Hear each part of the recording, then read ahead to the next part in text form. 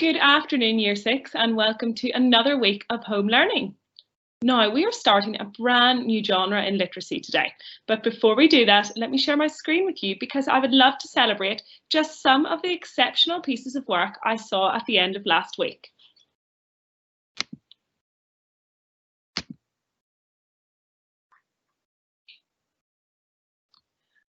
Okay. And before I even get on to celebrating specific children, it's a big well done from me and from all of your teachers who have had the pleasure to read your wonderful diary entries over the course of the last 2 weeks.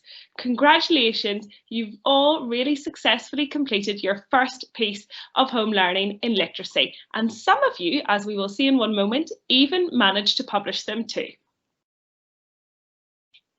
Kaya, I was blown away by this piece of work from you. You published every single day of your diary entry on tea stain paper, which looked like it had ended up and just been through a rough time in the Amazon rainforest. Not only is it beautifully presented with neat handwriting, but you've also included some excellent language features and a little bit of creativity here at the end. You can see the person who's commented in your diary entry at the end has left quite a mess, and you've used a really powerful message. We couldn't believe it when we saw this piece, and you should be really proud of all of your efforts. So a big well done. Remember, if you would like to publish your diary entry, and Kaya has really inspired us all with her piece now, then it's not too late. Get that onto Seesaw, and me and your teachers would love to see your efforts this week. Also, Leo, well done for your effort. Unfortunately, you noticed, Leo, that you couldn't quite see your writing, and that's because you've written in pencil. But I also love that you had a go at tea staining your paper and making it look like the diary entry had been damaged. So you can see here, Leo has ripped the sides of the pages, and I also know that Leo has included a little bit of Con's blood because he told me in the comments underneath his pieces. And again, Leo, really spooky and sinister. Well done. Theo, I was terrified when I read this message. No, you're dead meat, Con.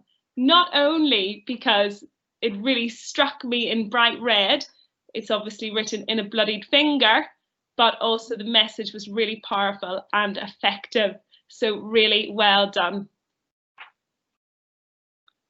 And Dia also wrote as, also changed the person she was writing as right at the end.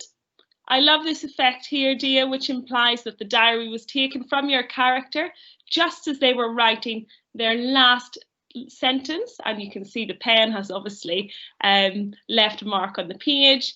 And then at the end of the piece, Dia has written a message which links back to what her character was saying. That also was fantastic, Dia. Well done. Finally, then, we have Asaf's piece. Asaf, this really stood out to me because of the tea stain design, which I think maybe you've achieved on the computer. So perhaps you can let us know on Seesaw how you managed to achieve that really consistent design all over your page, but also the terrifying message, "You're next, Constantia." Miss Love, as you can see, hasn't really got any better at pronouncing her name, but "You're next, Con." And I love the way when I read this, Asaf, you actually re-uploaded your work because you noticed that you had used the wrong there. You had used, or the wrong year, sorry.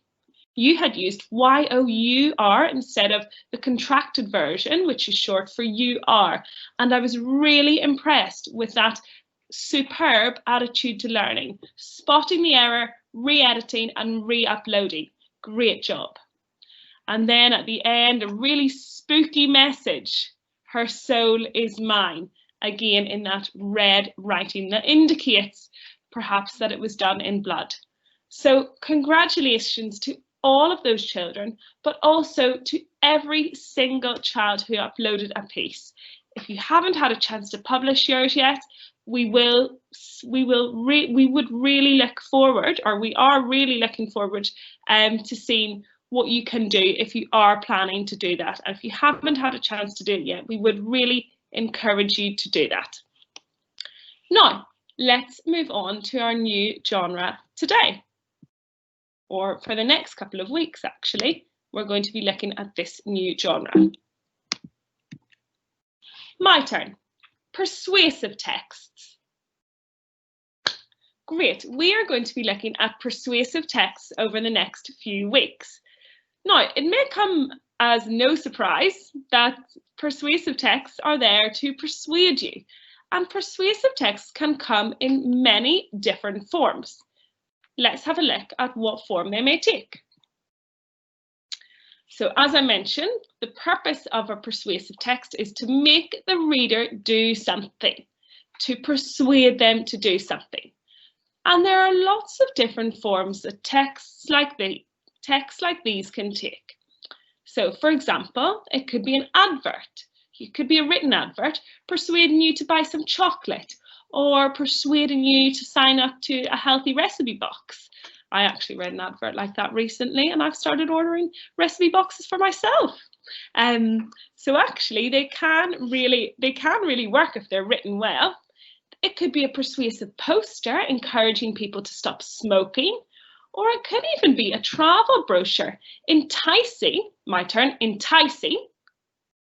Enticing is a synonym for persuading the reader to go to a particular country. So have a think. What examples of persuasive texts have you seen before?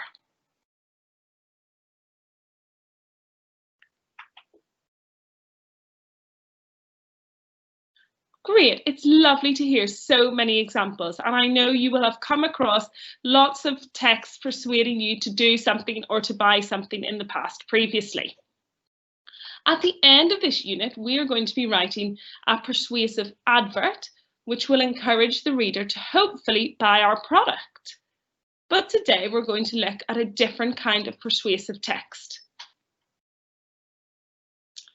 This is a promotional leaflet. My turn. Promotional leaflet. A promotional leaflet, it contains the root word promote. And when you promote something, you encourage somebody to do it.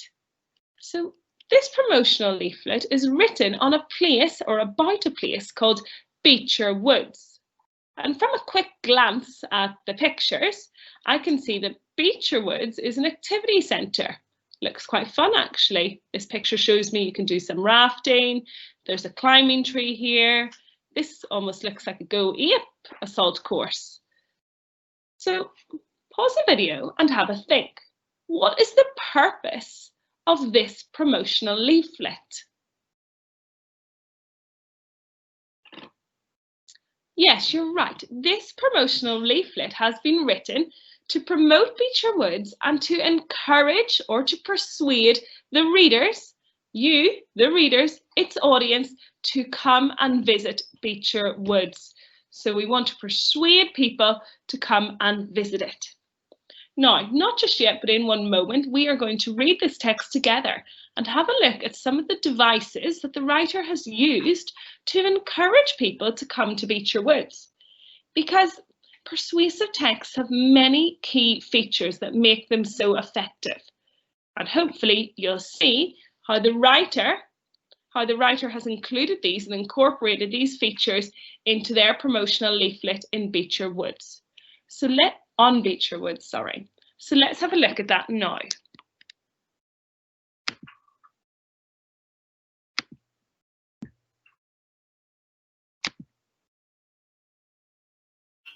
Now, expert writers use a variety of techniques to persuade the reader to do something, or in this case, to persuade the reader to go somewhere.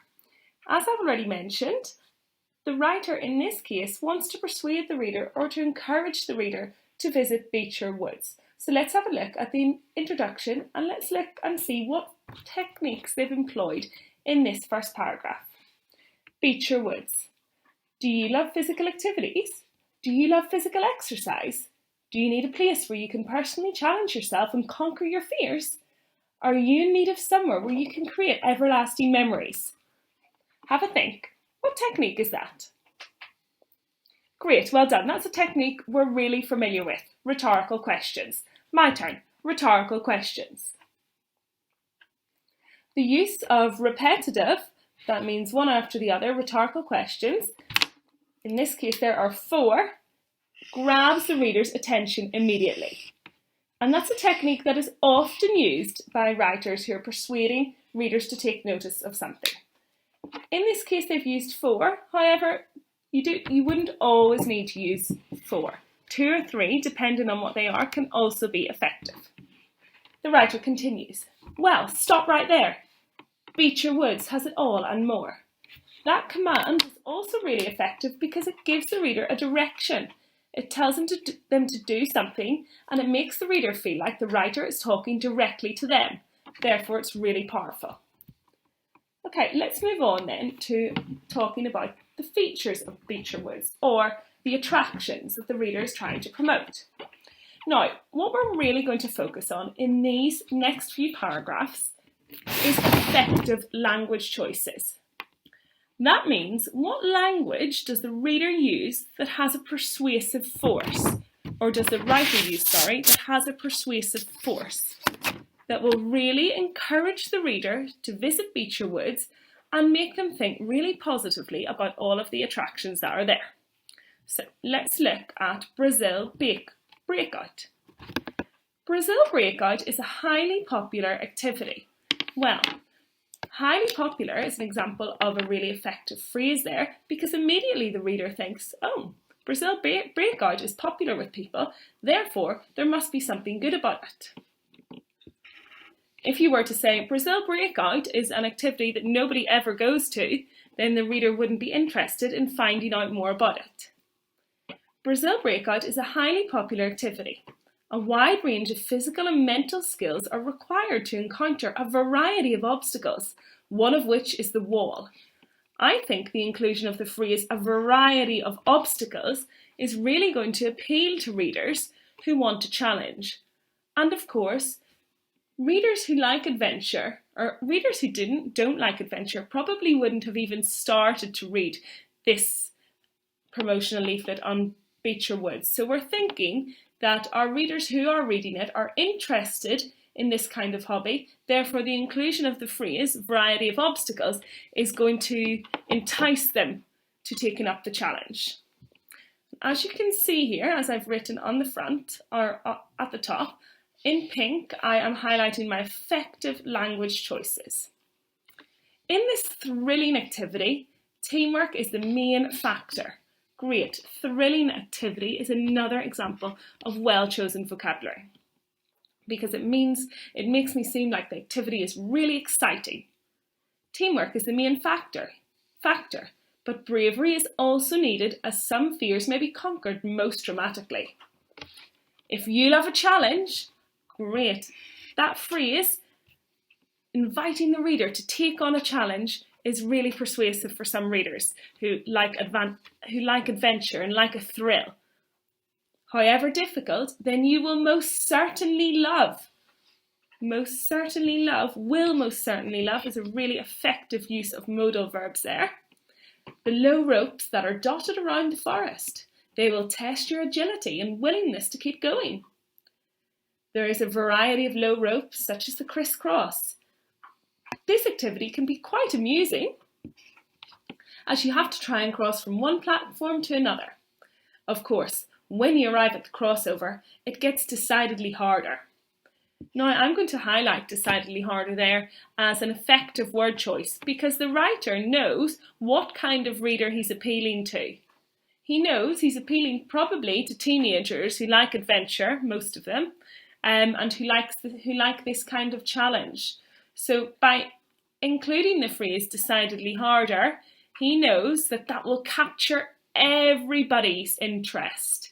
If he just said that it's when you arrive at the crossover, it's super easy, then children and teenagers might not be bothered to give it a go. So let's move on and read about the trail. Encountering many different games and obstacles, the trail is ideal. Yes, the word ideal ideal means perfect, is really effective there. Ideal for those who are a little less adventurous. Activities include the Giant's Footsteps, 5 Rows and Labyrinth. All are aimed at families and groups who are in search of a relaxed and enjoyable day out. Perfect. The words relaxed and enjoyable make this activity seem really, really appealing. So if Brazil Breakout wasn't for you, then the writer has also used really effective words to promote the trail. He's appealing, or she's appealing, to all different types of personalities. With experienced staff as guides, I'm going to highlight experienced. Have a think. Why do I think experienced is an effective word choice? Why do I think the word experienced will help persuade the reader? Yes, you're right. Experienced is going to make the reader feel a little bit more reassured. If I'd said, or if the author had said, with staff who don't have a clue what they're doing as guides, then immediately I'm not going to be interested in attending. But experienced means people who have worked there for a long period of time, or people who have a lot of knowledge. Therefore, I know that I'm more likely to have a better day out with someone who's able to guide me effectively. So I really love the use of experience there. The trail is a delightfully rewarding activity for children and adults.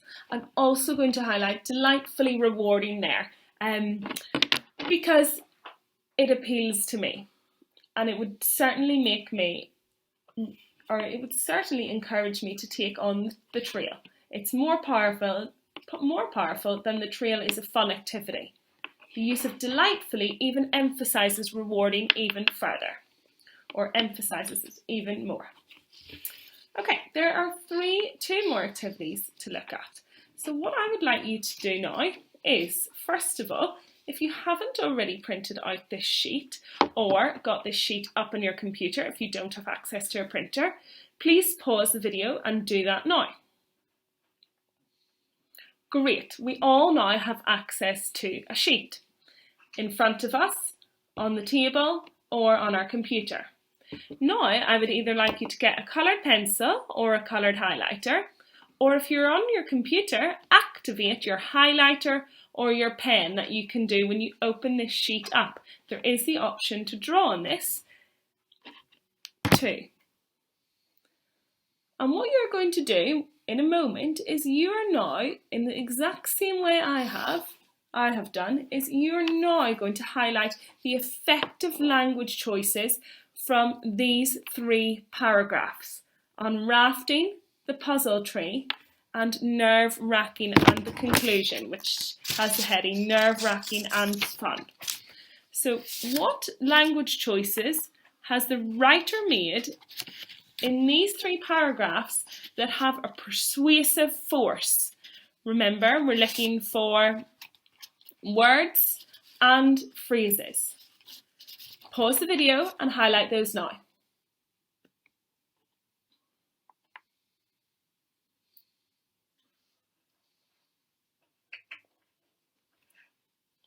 Okay, welcome back Year 6.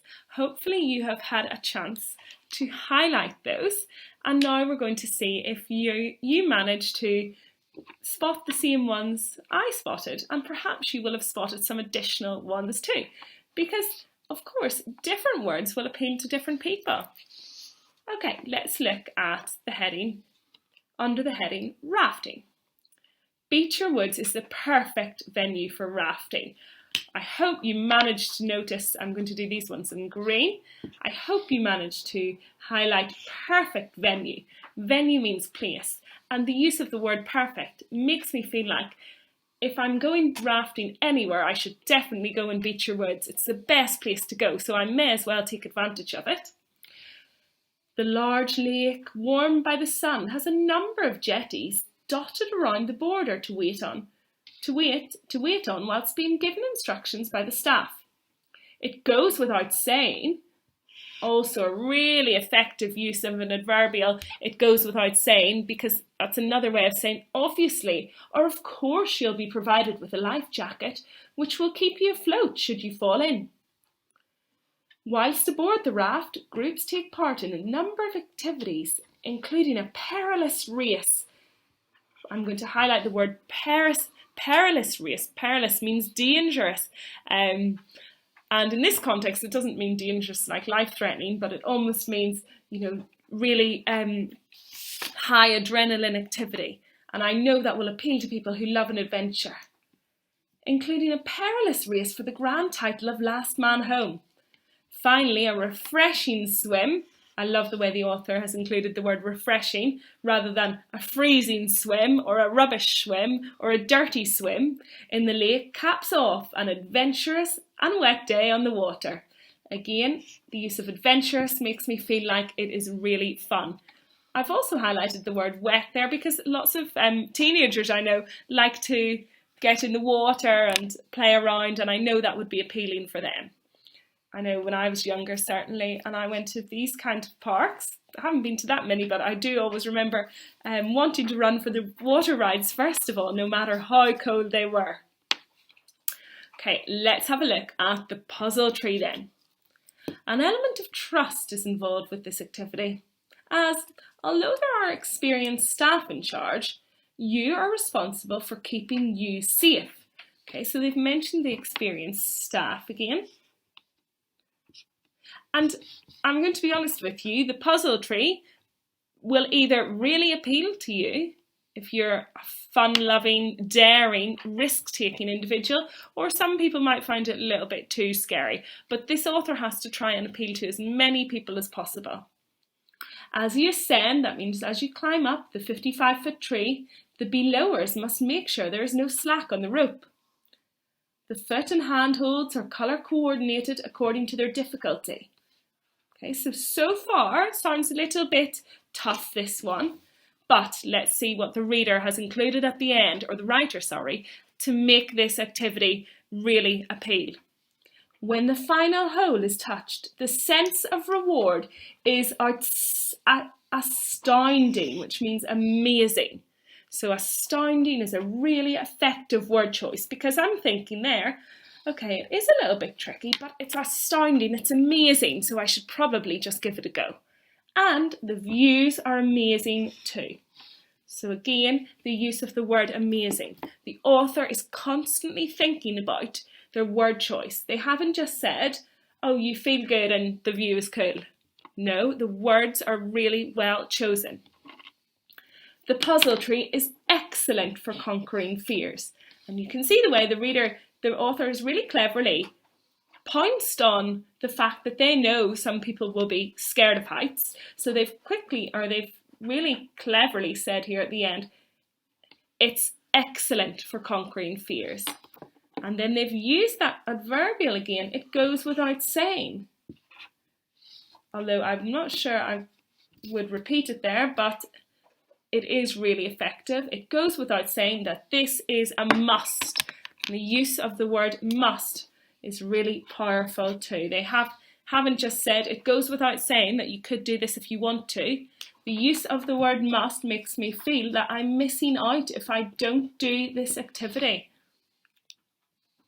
And finally, nerve-wracking and fun. Well, it's a really effective title because the author acknowledges that for lots of the readers, this will be nerve-wracking in fact. However, they also have acknowledged that it is fun. There are a number more activities hidden among the trees in Beecher Woods, so I really like the use of the word hidden there because I feel like there's even more to find out, which is going to encourage me to go. But if you love physical and personal challenges, great. That phrase, if you love physical and personal challenges, makes me feel like the author is setting me a challenge. Then I think you can find them for yourself. Don't you? And really effective use of a rhetorical question at the end. So hopefully you've managed to highlight all of those words and phrases. And I want you to bear in mind the importance of effective language choices before we begin today's writing. So moving on to what we are looking at today. today we are looking at making effective language choices. Please pause the video now and write today's date and what before we begin.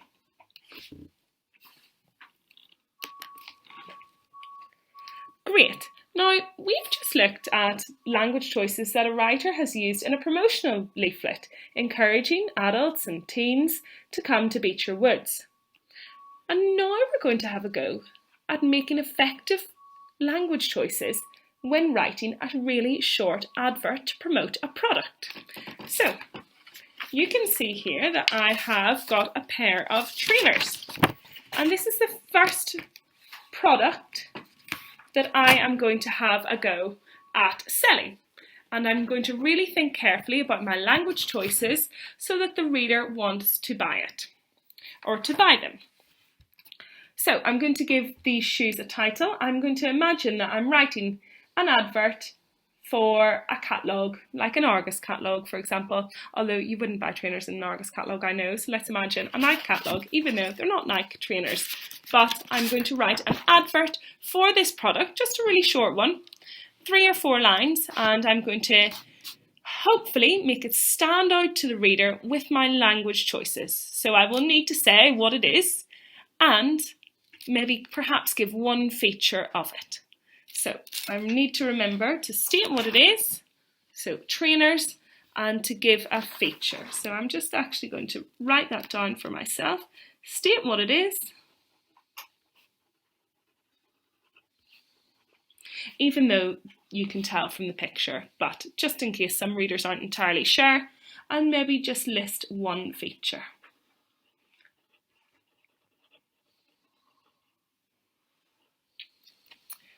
Okay, so I'm going to give it a title and I'm going to say Best Running Shoe for Beginner. Best Running. In fact, I'm not sure I actually even need to give it a title. If I say Best Running Shoes for Beginners, then that's immediately not going to appeal to those people who aren't beginners. So perhaps I shouldn't actually give it a title. I might just call it a brand of trainers, maybe Adidas 360. Perhaps you'll be better at thinking of names of brands of trainers than me. And now I'm going to begin writing my advert.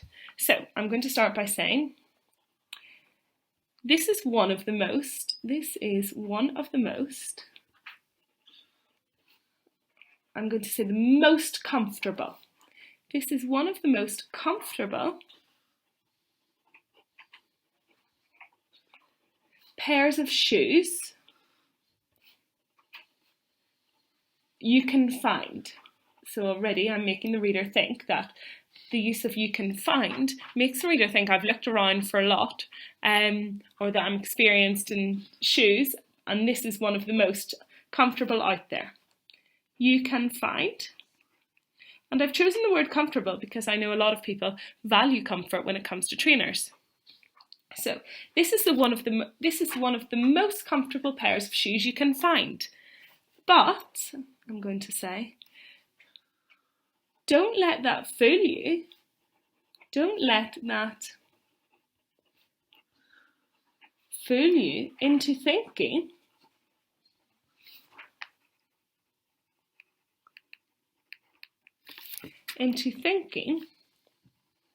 the Adidas 360, let's just pretend it's called that, the Adidas 360 is a slowpoke.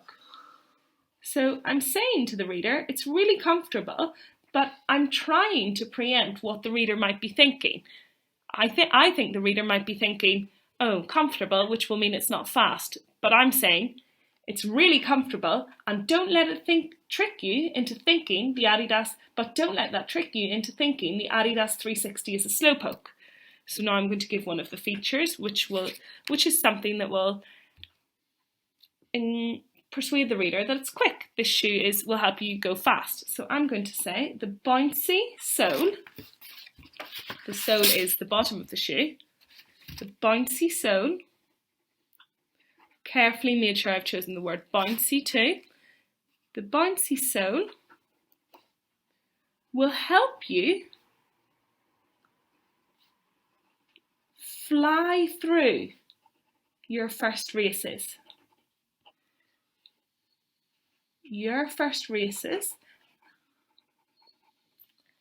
And I wanted to appeal to everybody, even people who are just new to running. So we'll help you fly through your first races, or I'm going to say your races, even if you're just starting out.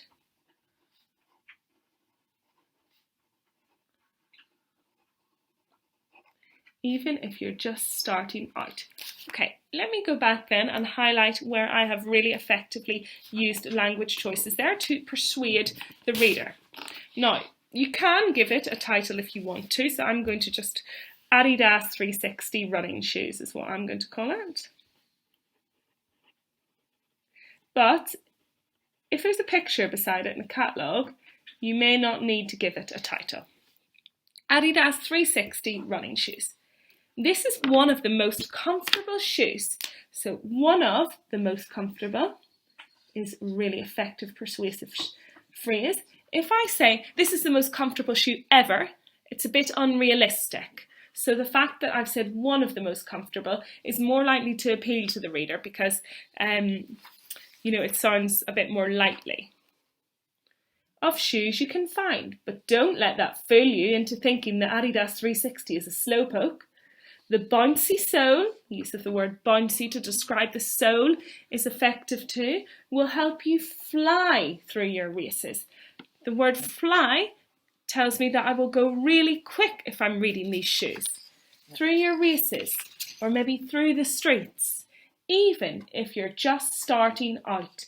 And I'm going to highlight that phrase, even if you're just starting out, because that appeals to people who haven't been running for a long time either. Okay, let's look at my second example. I've actually just recently bought a new one of these, an electric toothbrush, so I must have been persuaded by an advert I read somewhere. Now I can see that this is an Oral-B toothbrush, so I'm going to say Oral-B electric toothbrush, although you don't, as we discussed, you don't need a heading. So I need to state what it is. So I could say, I'm not going to say this is an Oral-B electric toothbrush. It's quite obvious from the picture. So I'm going to start by saying, when you brush with an Oral-B electric toothbrush,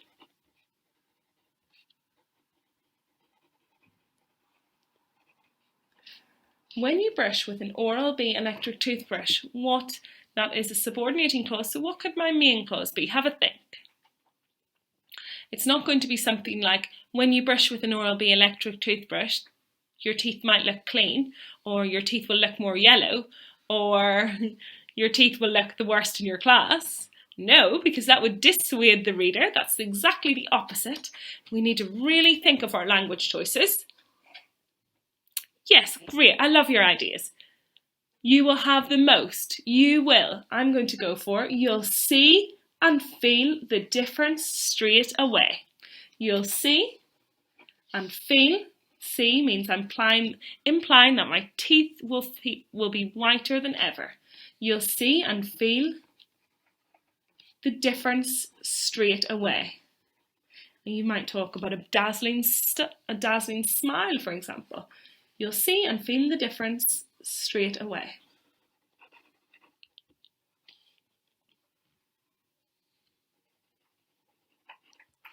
And I'm going to continue and talk about what it will do. So I'm going to say, for individual tooth-by-tooth cleaning, because I can do that with an electric toothbrush because the head is so small. For individual tooth-by-tooth cleaning, tooth-by-tooth cleaning, and a dentist, and a dentist like clean feeling every day, I'm going to go for. A dentist like clean feeling. clean feeling every day. That's really persuasive because I know lots of people would like their teeth to feel like they've been professionally cleaned by a dentist every day. And a dentist like clean feeling every day. Make a power move to Oral-B. I'm going to go for it. Make a power move to Oral-B. Okay, let's read back that and see what examples of effective word choices I've managed to use in this one. Now, as I've said, you don't necessarily need to give it a title. Okay, when you brush with an Oral-B electric toothbrush, you'll see and feel the difference straight away. And the use of straight away makes me feel like I'm not going to be waiting for weeks for my teeth to be cleaner and to look whiter and brighter. For individual tooth-by-tooth cleaning, great, I really like the fact that my teeth can be cleaned individually. And a dentist-like clean feeling every day. That is really persuasive because that makes me think that my teeth will be cleaned in the way a professional would clean them. And a dentist-like clean feeling every day. Make a power move to Oral-B. Okay, so your task today then, team, is to write your advert for 4 new products. Now, as you can see, my advert is only about a paragraph long, not even that, about 4 or 5 lines. Here are the products you are going to be writing about. Now, if you would like to, you can draw a picture beside them. I've made up the products, except for one of them, so you can draw the picture in whatever way you like. The first product I'd like you to write a persuasive advert for is chippers. And chippers, well, the name is in the word, is chips. So perhaps you can talk about chippers being the crunchiest, most delicious chips. You know, buy a bag today and you'll never turn back. So something that will really, what would you want to read about chippers on a leaflet, on a promotional leaflet that would make you buy them, okay? A Lexi mattress is, well, a mattress, obviously you want a mattress to be comfortable, you want a mattress to make you feel like you can't get up out of bed, maybe that you're lying on a bed of dreams, maybe perhaps that you're floating. What language choices can you use to describe this mattress? Now, this is a bit of a trickier one, and pet lovers amongst you might be better with this one. Chomper's dog food. What words and phrases am I going to use in this short advert or what words and phrases are you going to use in this short advert to really encourage the reader to buy this dog food? Perhaps you'll describe it, use some words to describe it. Maybe you'll say it's all natural. It was sure to make your dog's tail wag. If you truly love your pup, you'll try Chomper's dog food today. Perhaps something like that. Okay, and the last one is the Beats headphones range, and I know lots of you are familiar with the Beats headphones range. So imagine, what would you like your headphones to be? Wireless, you don't want any other noise in, so perhaps soundproof. Really think about your choices of language so that somebody who has never worn Beats headphones before would be persuaded to give them a go. So it's a brand new genre for us today, team, and it is really important that you've watched through the whole video. So if you're about to start this independent task and you haven't yet watched my model completely through, then I would suggest you go back and do this because that will help you make the best job of your writing today. So 4 short adverts. Each should only be about 3 or 4 lines long. And let's see then which products your teachers and I would be willing to buy when we read your adverts later on Seesaw today. Good luck everybody and have a great rest of the day. Bye.